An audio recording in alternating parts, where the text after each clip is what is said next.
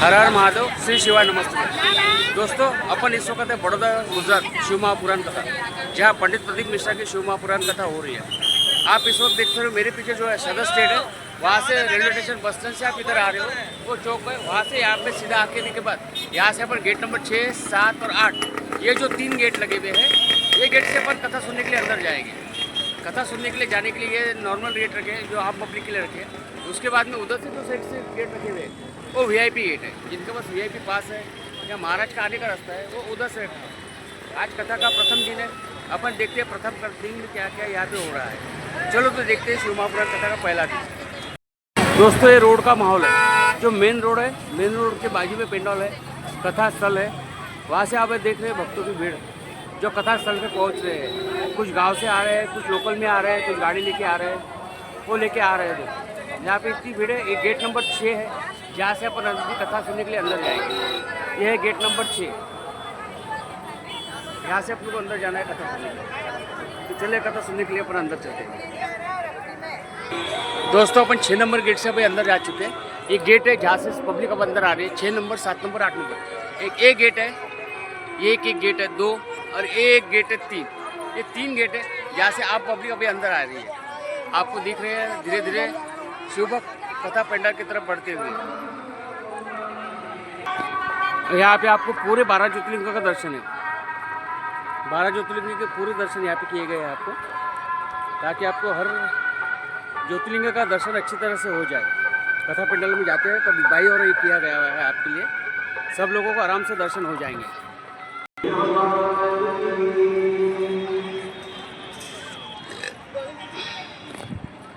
नागेश्वर ज्योतिर्लिंग, Vaidyanath,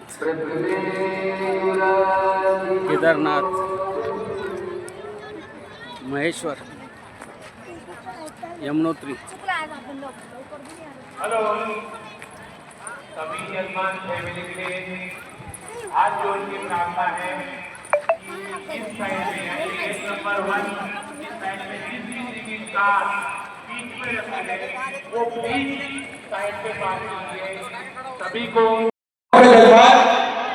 Shri Agarwal Akota garden गुरु श्री महेश जी बंसल, कथा के मुख्य जजमान श्री चंद्रपाल जी बड़ौदा गुजरात से आयुर्वेद रखकर सभी भक्तों को प्रसाद से करा, आनंद से करा। एक बार सभी के लिए जोरदार ताली बजाकर स्वागत करें। और देखिए, दीप पर जब तक बाबा भोलेनाथ की कृपा ना हो, तब तक इस पृथ्वी पर, इस दुनिया में, संसार में कोई भी कार्य संभव नहीं हो सकता। हम सभी देवादेव महादेव के चरणों के साथ हैं, उनकी कृपा दृष्टि के साय में ही अपना जीवन यापन करना चाहते हैं। हम सभी महादेव के मंदिर जाएं, देवालय जाएं, भगवान का जल अभिषेक करें और अपने मन की बात, अपने हृदय की बात हम महादेव से कह सके। बड़ा ही सुंदर और सरल तरीका हम सभी को गुरुदेव ने बताया है। एक लोटा जल सारी समस्याओं का हल, एक लोटा जल लेकर भगवान के मंदिर जाते हैं, देवालय जाते हैं, भगवान का जल अभिषेक करते हैं, तो नीचे की सारी समस्याओं का निदान तो निकलता है। साथ में देवादिदेव महादेव की कृपा दृष्टि भी हम सभी जीव पर विद्यमान होती है। साथ में इस संसार सागर में अगर हमारा जन्म हुआ है, तो भगवान का धन्यवाद अदा करने का भी हम सभी को प्राप्त हो रहा है। इसलिए बड़ी ही दूर दृष्टि रखते हुए हम सभी को पूरी कथा का सार बताया है। हम सभी को महादेव के चरणों में पहुंचने का सबसे सुंदर और सरल तरीका बताया है। पूज्य गुरुदेव ने एक लोटा जल की महिमा हम सभी को बताई। और देखिए, किसी भी भक्त ने एक लोटा जल की महिमा को जाना है, जो महापुराण की कथा को अच्छे से श्रवण करा है, एक हाथ पकड़ा है, हम सभी जीव को एक सहयोग प्रदान करा है, जो महापुराण की कथा में और मेरे महादेव में हम सभी सकते हैं। एक प्रकार से महादेव के चरणों में जो भी भक्त जाता है, वो कभी निराश होकर नहीं लौटता है। मेरे महादेव सभी की मनोकामना पूर्ण कर देते हैं, सभी का भंडार वो भरकर रख देते हैं, क्योंकि लोग में रहना है देवाली में महादेव, वो जितने स्वर्ण में महादेव है, उतनी ही अति कृपा, उतनी ही करुणा वो सभी जीव पर करते हैं। वो निरंतर भक्तों को सहयोग प्रदान करते हैं। निरंतर जो भी उनकी चरण में आता है, चाहे मनुष्य हो, देवता हो, सभी को मेरे महादेव आशीर्वाद प्रकट करना चाहिए। देखिए भगवान शिव के जितने रूप स्वरूप जितने विचित्र है उतने ही व्यापक उनके अर्थ भी निकलते हैं। मेरे महादेव जो चीज धारण करते हैं उसके कहीं ना कहीं एक व्यापक अर्थ होते हैं जो हम सभी को जानना चाहिए। देखिए जटाएं मेरे महादेव जो धारण करते हैं वे अंतरिक्ष का प्रतीक है, अर्थात जो भी अंतरिक्ष की शक्तियां हैं या फिर अंतरिक्ष में जो भी समाया हुआ है वो केवल और केवल मेरे महादेव की जटाएं हैं, वो अंतरिक्ष का प्रतीक मानी गई है। चंद्रमा देवादित्य महादेव और लोगों का गुणों का प्रतीक मानी गई है। भूत वर्तमान और भविष्य 3 कालों का प्रतीक मानी गई है। स्वर्ग मृत्यु और पाताल 3 लोगों का प्रतीक मानी गई है। अर्थात वो त्रिनेत्र मेरे महादेव के हैं, त्रिनेत्रधारी मेरे महादेव कहलाते हैं। तो इसका अर्थ कई 3 गुणों में ही निकल के आता है। पहला है सत्व रज और तम 3 गुण, दूसरा है भूत वर्तमान और भविष्य 3 काल का प्रतीक है, तीसरा है स्वर्ग मृत्यु और पाताल 3 लोगों का प्रतीक। ये त्रिनेत्र महादेव कहलाते हैं। तब आज मेरे महादेव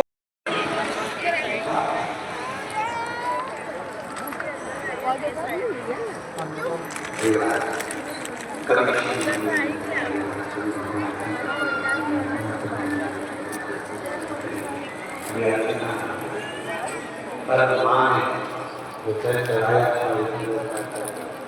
माता का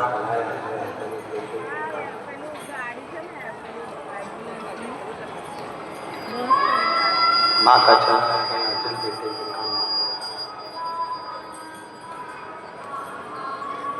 जो आप हिंदी को जल चला रहे हैं, आपकी जिंदगी को अलग पर जरूर रखेगा, ये निश्चित। जो शंकर भगवान को जल चढ़ा रहा है, जो शिव जी को जल समर्पित कर रहा है, आपका जीवन बदल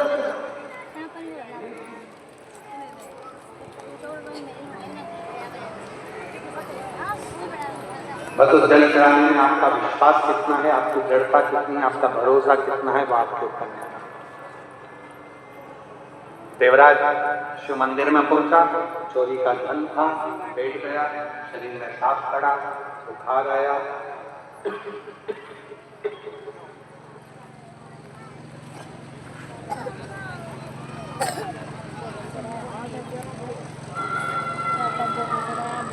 शरीर में सांप पड़ा, बुखार आया और देवराज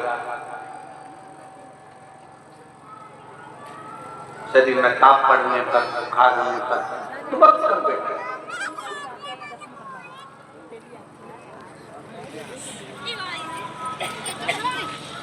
जब अपने भक्त का कृपा करते हैं, जब शंकर भगवान अपने भक्त का दुख काटना चालू करते हैं, तो हमको कैसे मालूम पड़ता है कि भगवान शंकर ने अब हमारा दुख काटना प्रारंभ कर दिया? हमें मालूम कैसे पड़ेगा? तो हम उमाखंड में एक चरित्र आता है, जब माता पार्वती जी तप करते करते करते करते करते करते माता पार्वती के बहुत वर्ष निकल गए और पार्वती भगवान शंकर को प्राप्त करना चाहती थी। तो पार्वती के प्रसंग को हम देखते हैं उमाखंड में, तो वर्णन आता है कि शिव जब करुणा करना चाहते हैं, जब शंकर भगवान आपको स्वीकार करना चाहते हैं, तो सबसे पहला झंडी किस रूप में दिखाते हैं? तो कहा शंकर भगवान स्वयं आपके स्वप्न में आकर,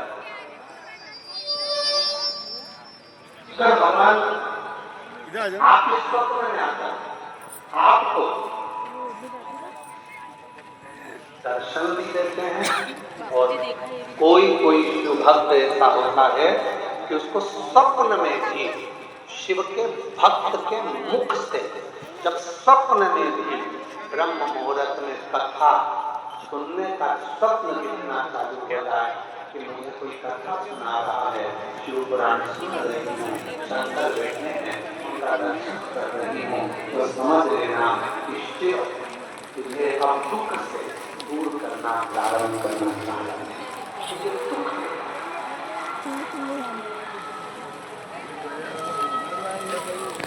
महाराज जी, कई लोग कहते हैं कि स्वप्न में अगर शिव जी दिखते हैं तो क्या फल मिलता है? जो महापुराण का पार्वती खंड कहता है, स्वप्न में शंकर भगवान का शिवलिंग का दर्शन हो जाए, समझ लेना कोई बहुत बड़ी विपदा आने वाली थी। शंकर भगवान सामने आकर खड़े होकर गीता को टाल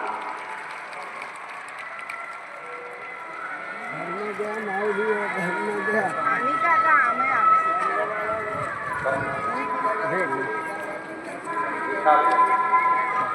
गीता में बड़का से